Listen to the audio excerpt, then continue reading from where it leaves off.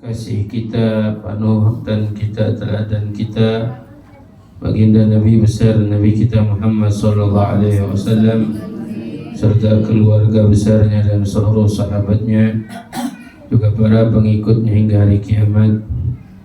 Yang kita hormati, kita muliakan, kita cintai orang tua kita, Ustaz Zaharuddin, Ustaz Haji Imran, Ustaz Suyanto, Ustaz Mujianto, Ustaz Sabani, Pak RT, Bapak Muhammad Ali, dan guru kita Ustaz Thabit Abdullah, dan para orang tua, para hadirin hadirat yang dimuliakan Allah.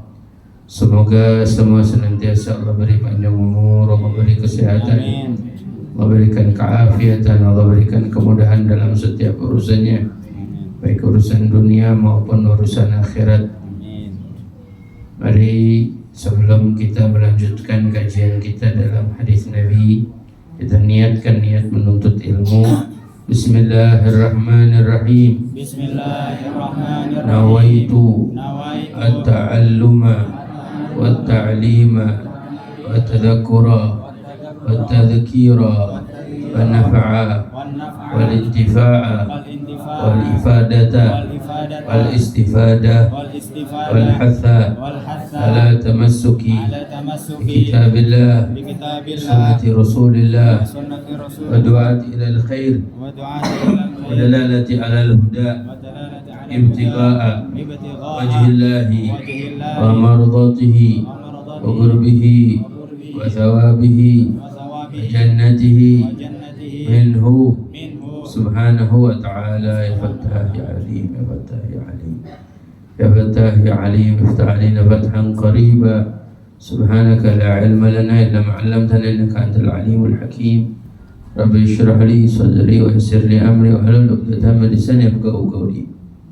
Kita sampai pada hadis ke-11.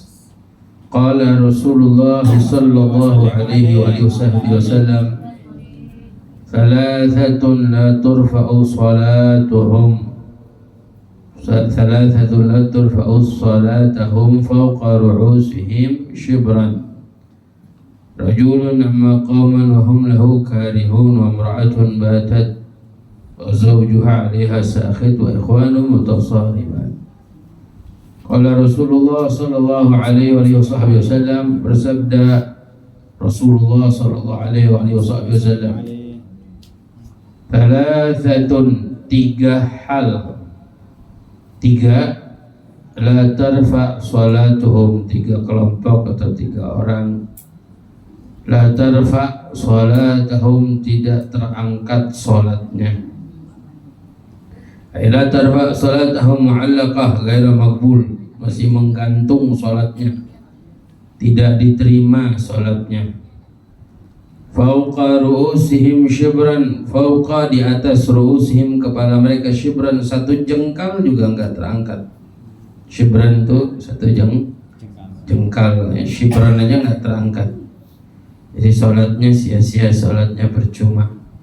Bukan artinya untuk tidak salat, tapi kenapa bisa begitu? Berarti ada hal yang buruk yang dilakukannya. Tiga orang yang sholatnya tidak terangkat walau satu jengkal.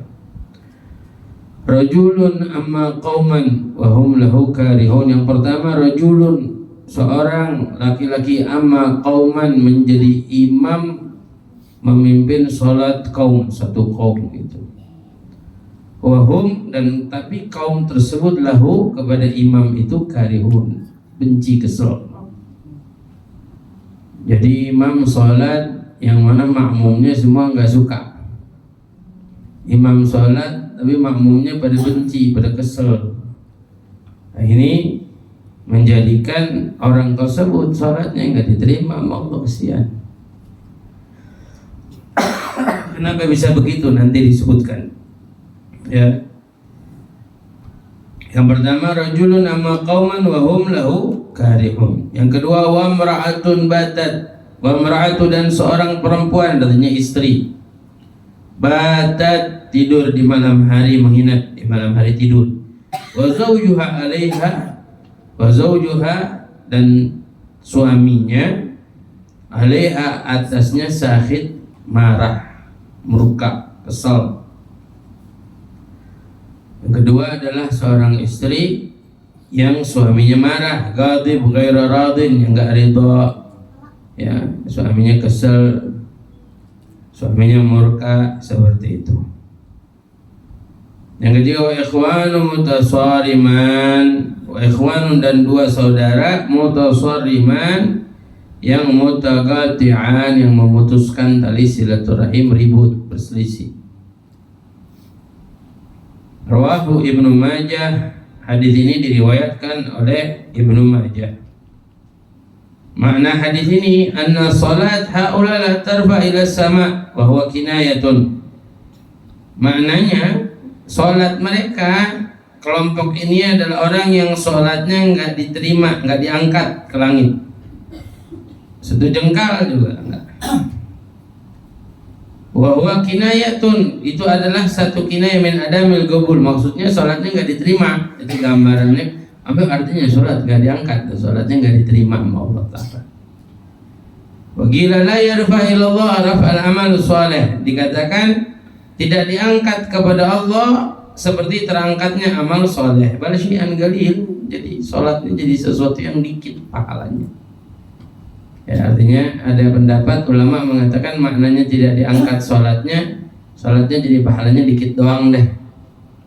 Ya, bukan diangkat seperti amal soleh yang banyak keistimewaannya, banyak pahalanya. Wadzalika li'annahu, kenapa seperti itu? Wadzalika li'annahu, yang pertama, amma jama'atan minal musallin. Yang pertama adalah orang yang mengimami jamaah untuk sholat. Wa hum lahu karihun, tapi jamaahnya benci sama dia, kesal sama dia. Ya, wadzalika li khabath fihi. Kenapa? Di antaranya bencinya itu karena khabath fihi, ada keburukan di si imam yang di jamaahnya tahu. Si jamaah ngelihat misalkan si imam ini dulunya suka minum, misalkan suka mabuk atau suka apa, terus dia jadi imam, ya orang pada nggak suka, nggak seneng hati, sedih yang jadi imam, si orang baik dong jadi imam, begitu. Nah, karena hal seperti itu jadi apa? Sebab itu juga sholatnya nggak diangkat sama Allah Subhanahu wa Ta'ala. Ya, berarti kita sadar diri deh kalau kita yang banyak dosa, banyak sering, jangan sok-sokan jadi imam. Kadang orang mau jadi imam berebutan, nggak ngerti baca, nggak ngerti mau jadi imam aja. Sampai diantaranya apa? Min ikhlal atau ikhlal bi hayatin min hayat. Atau orang ini yang memang kalau sholatnya lalai, sholatnya suka lalai gitu, sering lupa sholatnya. Au ta'ati harfa madmumah, atau orang ini sholatnya huruf bacaannya rusak. Ihdinas siratal mustaqim, dia banyak ihdinas siratal, ya misalkan. Atau waladhdallin, ini ta'attal, itu rusak bacaannya dia. Sehingga orang pasti protes kan, ngerti yang paham, makmumnya protes. Nah, ini termasuk orang yang makanya kayak orang cadel itu enggak jangan jadi imam. Ya, sebab nanti jadi protes buat dari makmumnya. Orang yang ini sholatnya nggak diterima sama Allah Subhanahu, yang kurang dalam hurufnya aja dia tidak semestinya jadi imam, apalagi kalau yang halalnya atau masalahnya dibencinya gara-gara urusan jauh dari Allah atau maksiat atau dosa yang senang dilakuin.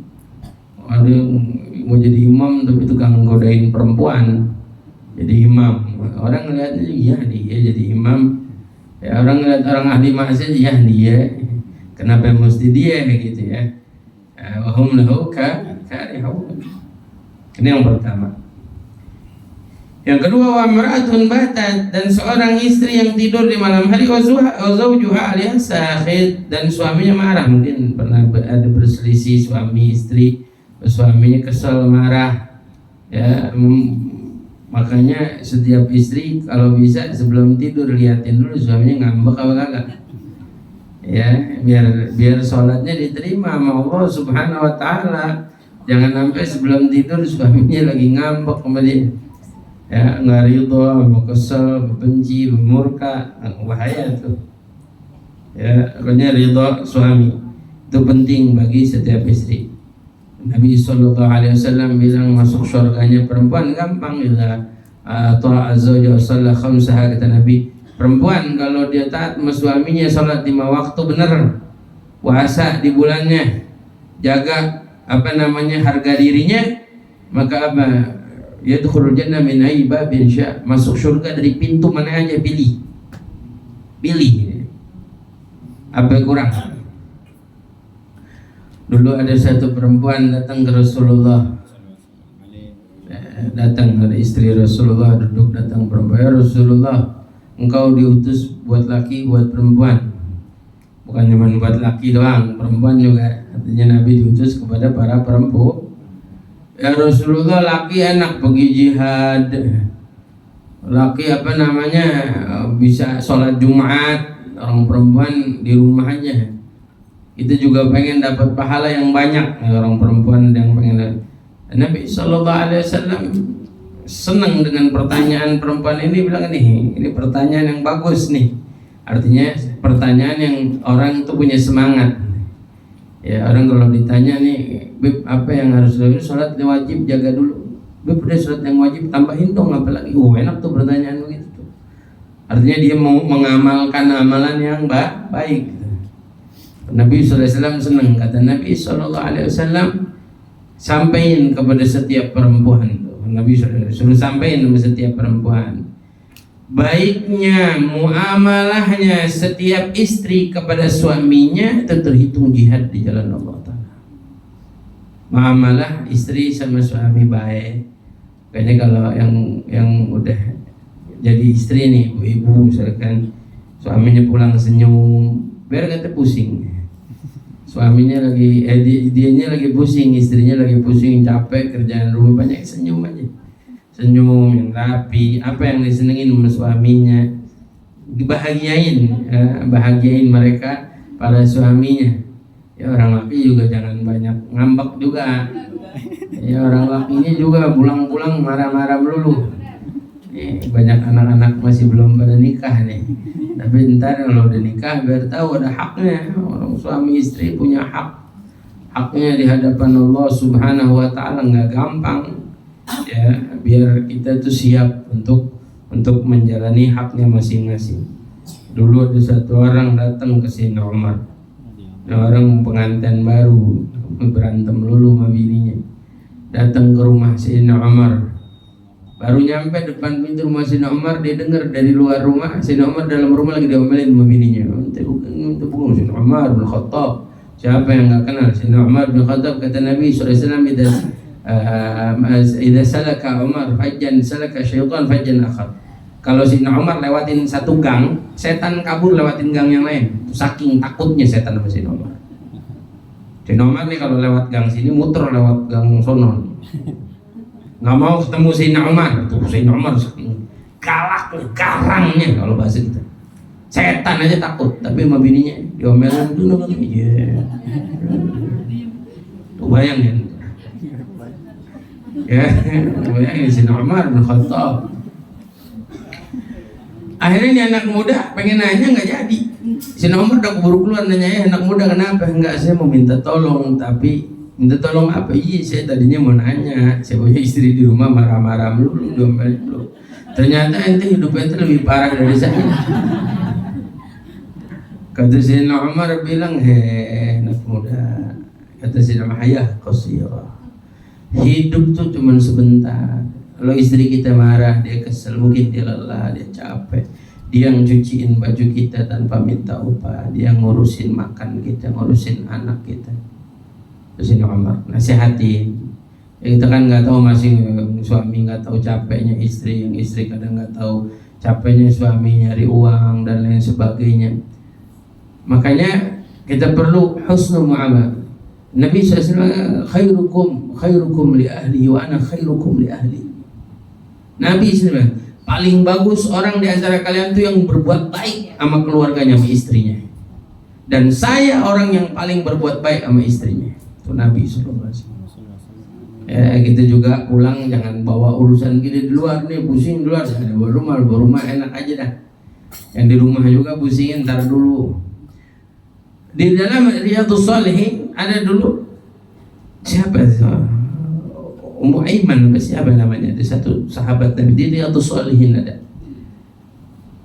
Sahabat Nabi namanya Abdullah, suaminya nih punya istri, anaknya masih kecil, kena penyakit dalam sakaratul maut, tapi suaminya nggak dikabarin. Pulang suaminya belum tahu nih, dalam rumah ada jenazah nih anaknya. Ya gimana? Diurusin dulu suaminya, sampai selesai udah semuanya. Terus suaminya udah seneng ngobrol, kalau bahasa gitu udah duduk udah nyantai, dia baru dikasih tahu, hei suamiku, bagaimana kalau ada sesuatu yang kau miliki, sesuatu yang diberikan oleh Allah padamu, tapi Allah ambil lagi, kamu ridho enggak? Ridho, karena itu dari Allah dan Allah ambil lagi, haknya Allah Ta'ala. Allah telah mengambil anakmu, itu di belakang meninggal. Sampai segitunya. Kalau kita makan enggak, ya ada yang meninggal istri kita langsung teriak deh misalkan, ya siapa gitu. Sampai segitunya orang-orang dulu. Sebab dia tahu kadar. Istri ketaatannya pada suami itu hal yang sangat penting. Dan Nabi SAW sampai berpesan, ya, sebab ketika seorang perempuan itu kalau udah dinikahin, udah kebil itu saya terima nikahnya, berarti itu udah tanggung jawab suaminya. Mohon maaf, istri nggak sholat, nggak ibadah, nggak taat, suaminya nanggung dosanya. Nanggung. Ada orang perempuan, suami punya istri kagak sholat, kagak ngaji, nanggung dosanya. Makanya sebagaimana anak kecil umur 10 tahun kagak sholat boleh dipukul, pukulan kecil ya. Istri juga kalau nggak sholat boleh dipukul, tapi pukulan kecil, bukan pukulan nyakitin, pukulan ngerusak tulang, ngerusak kulit, darah, ngeluar darah nggak boleh. Sampai sebegitunya. Sampai Nabi SAW dalam satu riwayat hadis yang maknanya hadis Nabi ini mengatakan, andai Allah memperbolehkan sujudnya kepada selain Allah, maka yang pertama kali disuruh sujud adalah istri sujud pada suaminya. Surganya istri ya ada di suami. Beda kalau suami surganya di orang tua, laki surganya di orang tuanya. Makanya kita misalkan orang perempuan suaminya misalkan baik sama orang tuanya, jangan marah, jangan, justru kita orang perempuan mesti menjadi istri yang mendukung suami untuk taat sama orang tuanya. Biar suami kita itu dapat ridhonya orang tuanya, kita dapat ridho suami kita, itu yang penting. Ya, kadang ada orang perempuan perhitungan sama mertuanya, jangan perhitungan. Mohon maaf, suaminya semua sepenuhnya milik siapa? Milik ibunya. Suaminya milik ibunya. Ya, ketaatannya kepada milik orang tuanya. Anta wa maluka li'abik, kata Nabi. Kamu, hartamu, milikmu semua punya orang tuamu, kata Nabi. Buat laki. Kalau perempuan udah buat suaminya. Sampai ada satu sahabat Nabi, dia amanah sama istrinya, jangan keluar rumah kecuali sampai dapat izin dari saya pergi. Dulu belum ada handphone. Nggak tahu si perempuan ini ibunya sakit, apa bapaknya sakit. Sampai ibunya sakit, sampai payah. Kirim orang, tolong jemput anak saya, bilangin saya sakit. Si anak bilang, saya nggak boleh keluar kalau nggak izin sama suami, saya nggak keluar. Orang tuanya sampai berapa kali sakit makin payah, begitu nggak boleh, sampai meninggal dunia orang tuanya. Udah dia nggak ketemu karena dia patuh sama suaminya di rumah, dia nggak keluar tuh. Sampailah meninggal dunia, dianterin jenazahnya, dia cuma bisa lihat dari atas loteng begitu sambil nangis, nggak keluar rumah. Sahabat Nabi. Sampai kabar kepada Nabi Muhammad SAW. Sampai Nabi SAW kabarin, datengin, kata Nabi SAW, ketahuilah bahwa Allah ampunin dosa itu orang tua sebab anaknya yang patuh sama suaminya. Yang meninggal dunia diampunin dosanya sama Allah sebab si istri patuh sama suaminya. Makanya apa? Penting taatnya, jangan sampai hari-hari kita terlewatin, suami kita kayak ya marah mah biasa wajar. Ribut dan nggak ada rumah tangga kagak, biar kata yang punya harta triliunan bohong kagak berantem sama bininya. Suami istri kagak ada berantem, kagak seru. Ya namanya dua kepala jadiin satu beda-beda. Yang satu mau pecel ayam, yang satu mau pecel lele. Beda, nggak bisa, nggak ada rumah tangga kagak berselisih gitu. Siapa emang? Ya pasti ada masalah. Tapi yang hebat mereka yang bisa merapikan masalah, saling memahami, saling memaafkan, sabar. Lagi suami mesti sabar, istri juga mesti banyak sabar dalam kehidupannya. Kadang sesuatu itu nggak kelihatan kecuali kalau udah nggak ada. Kalau udah nggak ada baru kelihatan, baru terasa. Suami atau istri saling pasangan yang satu udah nggak ada baru berasa itu. Mau ngomong apa deh? Hakada. Nah, makanya jangan sampai terlewati hari-hari kita itu suami kita marah. Biar kita tidur suami kita ridho. Enggak masalah kalau kita nanya tiap mau tidur, ridhoin saya ya. Istri ngomong ridho ya, biar ridho.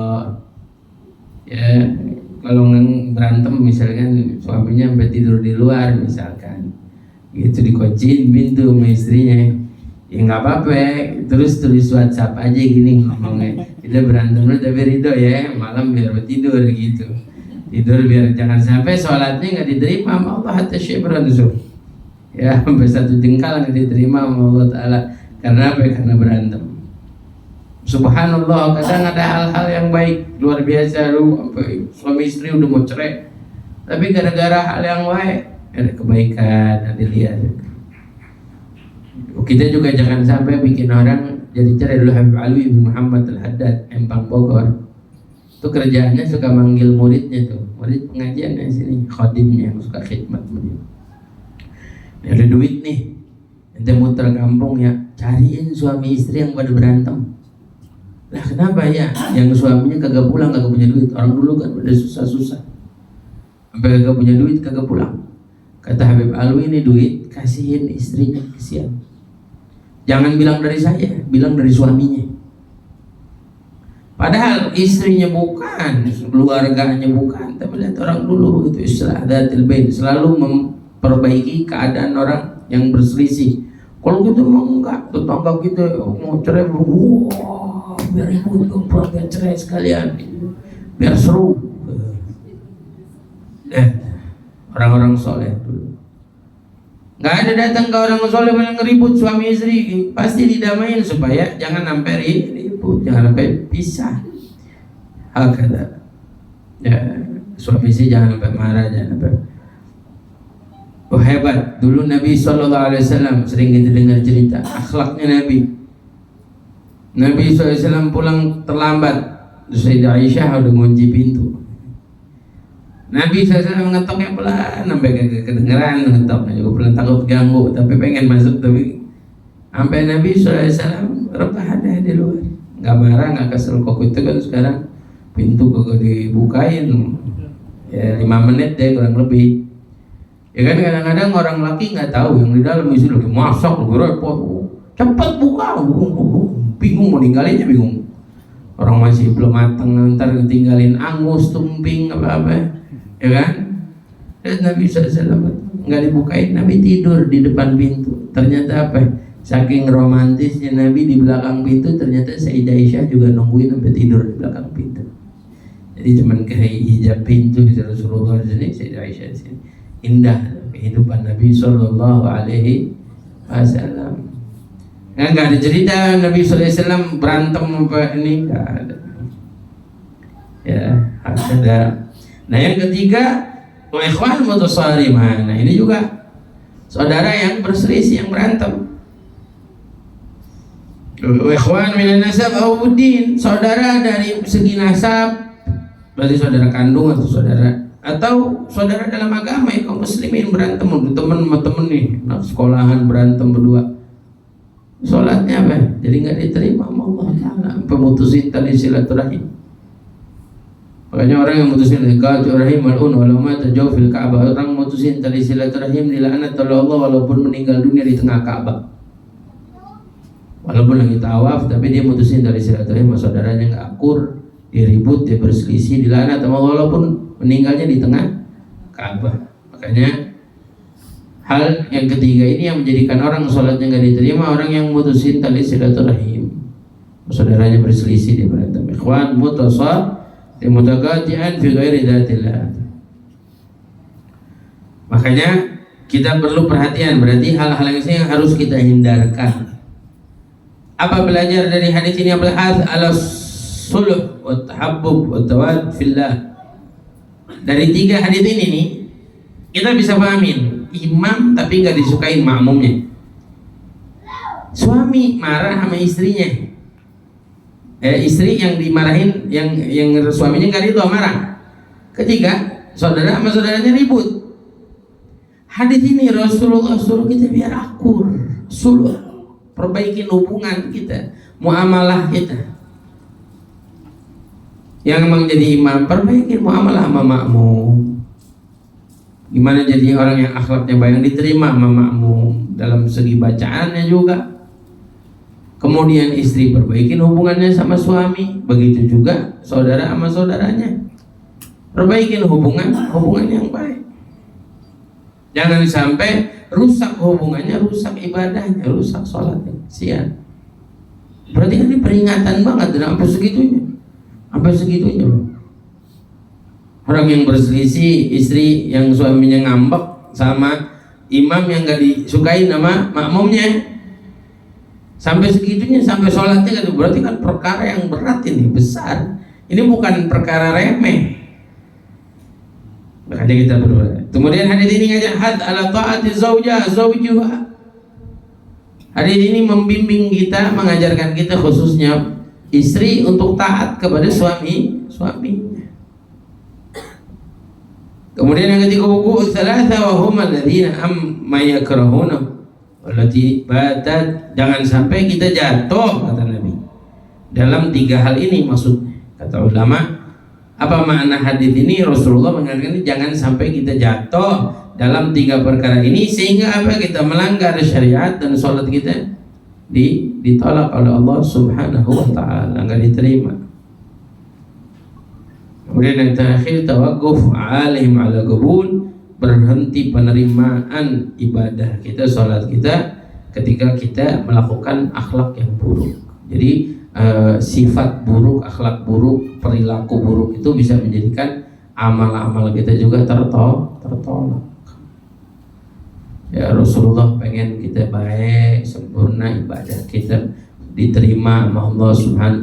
Jangan sampai udah capek, udah sia-sia, tapi amalnya nggak diterima sama Allah Ta'ala, itu yang dikhawatirkan. Hakada, ya mudah-mudahan kita di sini yang hadir di sini, kalau ada imam yang disukain sama makmumnya, kalau ada istri yang selalu dapat ridha suaminya. Kemudian lagi kita yang bersaudara jangan sampai berselisih, jangan sampai ribut, apalagi cuma gara-gara urusan dunia jadi berantem. Hal yang hina yang bakal kita tinggalin berantem. Ya, dunia fana diberantemin, akhirnya jadi bermusuhan. Tapi mudah-mudahan kita dijaga persaudaraan kita, amin ya Allah ya Rabbal. Saya waktu abah saya meninggal 2 hari sebelumnya, saya punya saudara 9, jadi 10 saudara. Kakak saya 3, adik saya 6, jadi berapa? 10 saudara. Itu ayah saya di akhir hayatnya selalu ngomong, biar akur sama saudara ya, jangan berselisih, jangan ribut, jangan berantem. Itu doa nasihatnya. Salah satu dari birrul walidain, orang anak yang akur sama saudaranya, tanda kalau orang tuanya udah nggak ada nih, adik kakak akur, itu namanya birrul walidain. Termasuk birrul walidain, taat sama orang tua kalau saudara akur. Ya mudah-mudahan Allah Subhanahu wa ta'ala jadikan dalam kehidupan kita jauh dari hal-hal yang menjadikan tertolaknya ibadah kita, amin ya Allah ya Rabbal alamin. Insyaallah hadis 12 minggu yang akan datang. Mudah-mudahan Allah kasih kita panjang umur, sehat afiat. Amin ya Allah ya rabbal alamin. Bismillahirrahmanirrahim.